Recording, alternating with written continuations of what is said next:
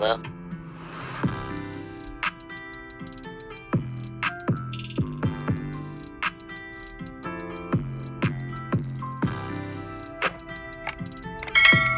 What's up, my dudes, and welcome back to my channel, and hello if you're new. My name is Alicia, you can call me Lay,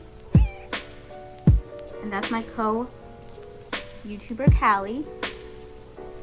So as you can tell, I'm vibing, I'm in bed, my hair is a wrapped up mess, and it's nighttime.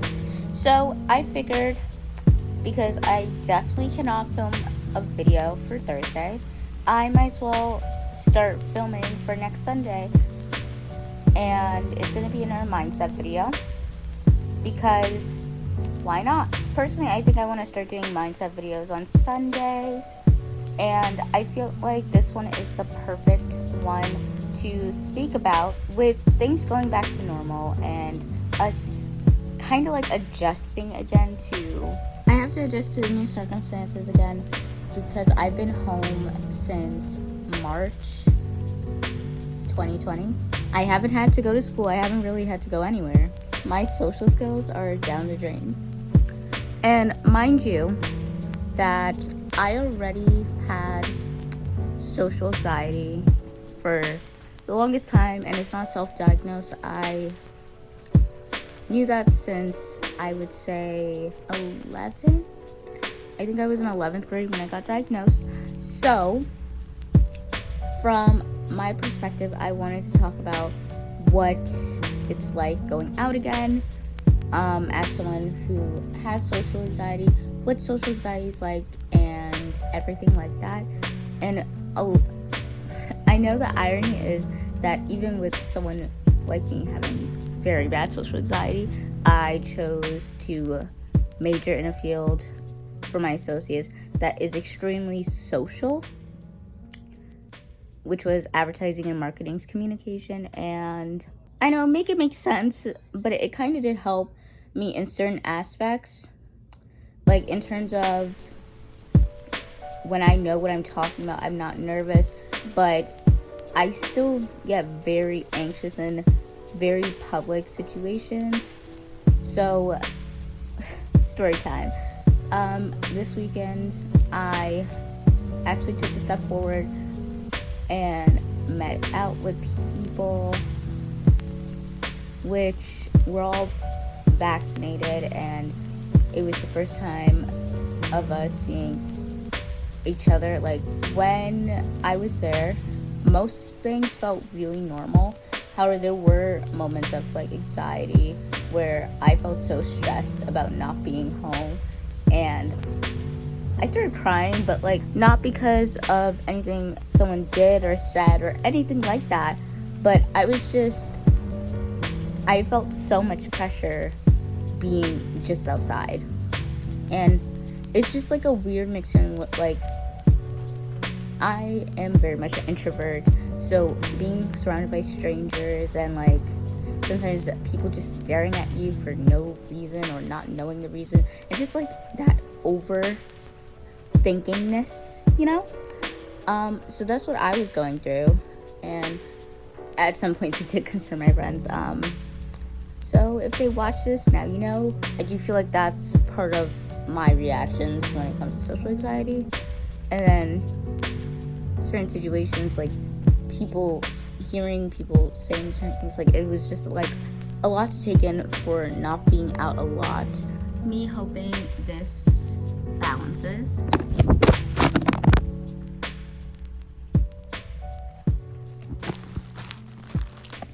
I hope it stays this time, and I hope I did not just like crack my screen, because this is a new phone and I would be so upset. So next segment of this video is gonna talk about how to prepare yourself for all that going out again and everything like that, because if you're an introvert or even if you have social anxiety, I feel like we need to kind of prep for it, because it's gonna happen eventually. It's slowly starting to happen, and I don't know, I feel like I'm a mix. Like, I'm an adventurous person.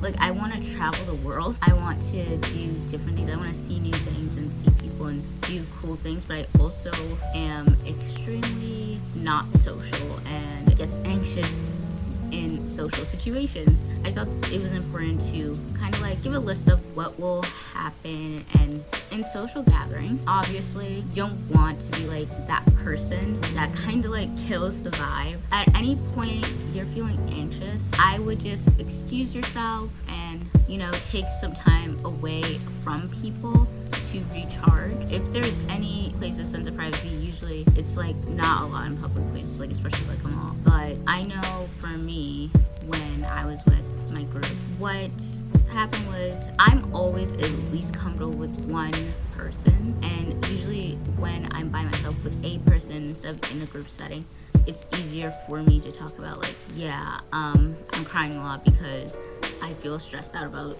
certain aspects of being here, but not kill the vibe when everyone is together, if that makes sense. Anyways, back to my video. I feel like having a confidant in like social situations really helps a little bit more than just dealing with things by myself, because at least letting one person know will make them kind of more aware of things going on, so you don't feel guilty afterwards. I feel like conflict and things like that do arise when there is definitely miscommunication and misunderstandings in a person's actions. Hence, another person's reactions may seem like an attack to the person, but then they have to understand that they just didn't know what was actually going on. So when there's like a mutual level of somewhat understanding, and if you can't personally explain it, maybe the other person can explain it on your behalf of what's going on and kind of help you feel more comfortable and won't kind of like get mad at you or get upset with you when you are having moments. Next thing I suggest on how to prepare is having clothes that makes you feel like put together and confident. I know with me, I struggled a lot with body image.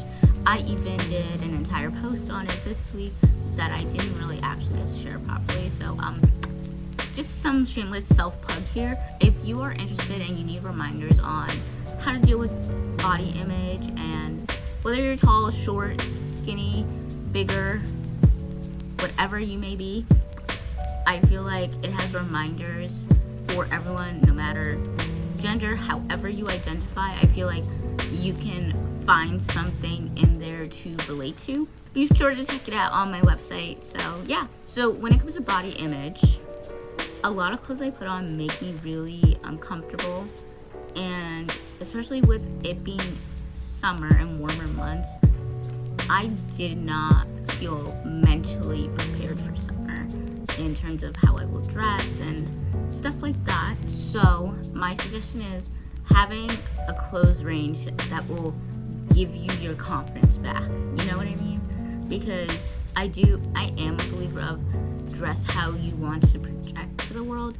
And if you want to project happy, confident vibes, I feel like you need to try to dress the part, And I don't mean that in a way of like, oh, change yourself, but actually put on clothes that will make you feel confident, Like for me, something I can't feel as confident in right now are jeans, because the struggle when I put on jeans, the way my thighs feel when I just like the whole experience of trying to wear jeans are very uncomfortable.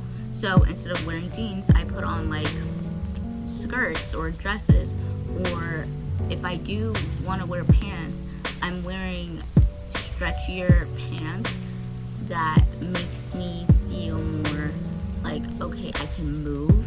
I don't have to be so in my head about my appearance now. And that's one thought to like eliminate when it comes to social interactions. Like, I feel like with social anxiety too, it's like you're all constantly wondering. You're like, am I talking too much? Am I talking too little? Is something on my face? Is my hair messed up? Is anyone judging? Like, I feel like with social anxiety, a lot of questions do flow through your head. So just putting on something not to look like, don't try to be anyone else.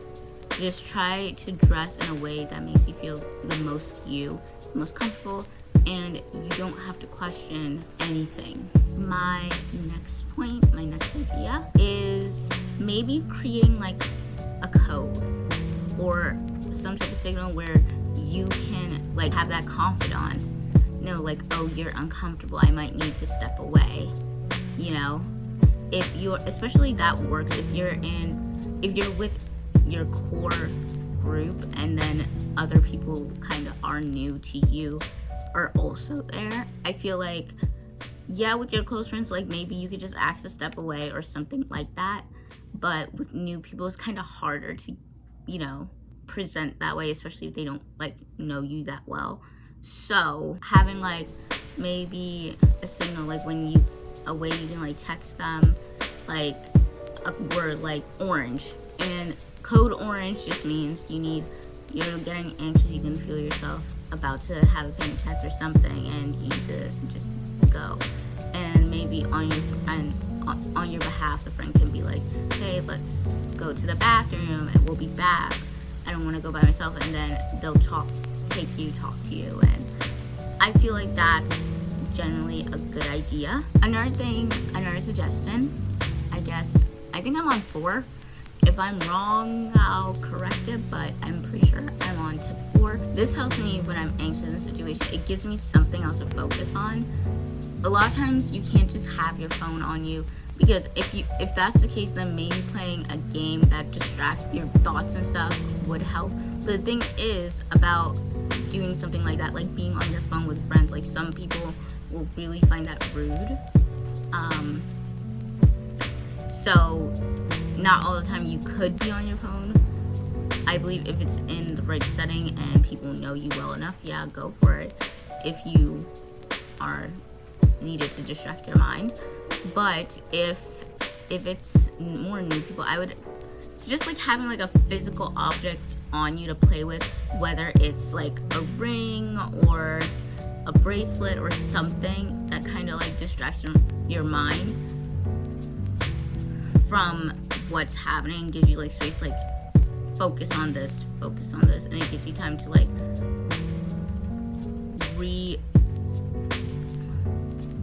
kind of like bring yourself back into the present. Because I do think a huge issue with anxiety is that you're not present, and a lot of times like when I'm hanging out, I'm not present. I'm very like, oh, I feel so uncomfortable, what if I just said something stupid, and that's relating to the past. Or like I don't know, maybe I should do this instead of do that. Like, what if I mess up when I'm speaking? What if maybe I should say something, but what if I mess up in saying it and people don't understand me? And that's thinking in a future context, obviously. I would suggest like having something to bring you back into the present, and stuff like that would be very helpful in that way. And I kind of want to do one more. My 5th tip came from an idea from a podcast. I remember listening to this story about someone who had social anxiety and they want to have friends over, but every single time they get so anxious and they would feel too bad to kick them out when they're having their moments like that. My suggestion with social settings and hanging out with people is never make it at a place that you can't leave, like your house. Like, yes, it's nice to have those nights in, and if you're close enough friends, I feel like they don't mind you stepping away for whatever period of time that you need to step away, but it really depends on the friendship. So if you're not that close with anyone, I would suggest hanging out with them in a place where it's very possible that you can leave, like somewhere really outside, and you can be like, yeah, I have to go do this thing that I was supposed to work on earlier, whatever. Don't hang out in your house unless you're extremely comfortable with people and the people you invite to your home actually understand you enough of why you would need to step away. Those are my tips. this next part is just gonna be my perspective, even though I would love for people to actually comment and just, conversate, because I'm home, I'm bored, and yeah. So I would love to hear other people's perspectives, like maybe make a wish list of things you want to do this summer.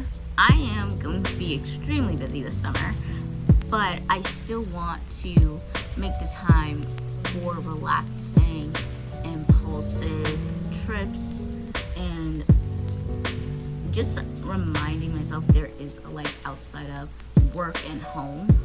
Because now it's a weird feeling how your home became your workplace too. And I feel like I need to prep for that when work and home become once again separate again. And I think the best way to do that is to go out and try new things and take risks that you need to take. But I feel like a lot of people have been in this very weird mood, or at least me and my friends have been in a really weird mood where we're kind of it's like an out of body experience where it's just, we are, I wouldn't say in a bad mood, but we don't feel energized, or we don't feel like socializing. So yes, try to make yourself comfortable, but also don't burn out yourself trying to do everything and make up for everything. And I think that's the mindset we need to go into the summer in, and just really reinforce that it doesn't mean taking the time away from people isn't a bad thing. It doesn't mean that, it just means that's how you recharge. So do what you need to do to recharge. Obviously, some people are extroverts and they recharge by being around people, but just don't forget to recharge. And it's not selfish to say no, because I do feel like that there will be things that we would feel guilty for, like saying no to outings now that it is allowed. But don't feel bad if you have to say no and have to recharge. And don't beat yourself up if you're not ready to go out yet. Just try and work little by little to get into a comfortable state. And that is the mindset mantra of this week.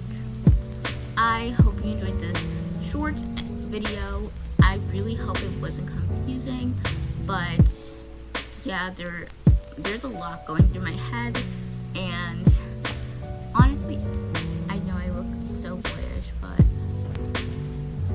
I just felt like this video needed to be said and talked about, because people deal with social anxiety, and I know the biggest adjustment probably will be towards people who dealt with social anxiety before and kind of got used to staying home, got used to like not talking to anyone. So my fellow introverts, just keep vibing and thriving, do the best you can, and that is the mindset we're gonna have. So if you like this video, please don't forget to subscribe to my channel. Shameless self-plug right here. But I really do want the best for people listening, and enjoy your night, because it is, what time is it? I think it's 9:03 for me now, based on the clock. So I'm gonna do my skincare and go to sleep, and that's hopefully an upcoming video, because I was supposed to do it for this week for Thursday, but with everything happening, everything going on, this week just got so filled so fast. And yeah, so kisses, good night.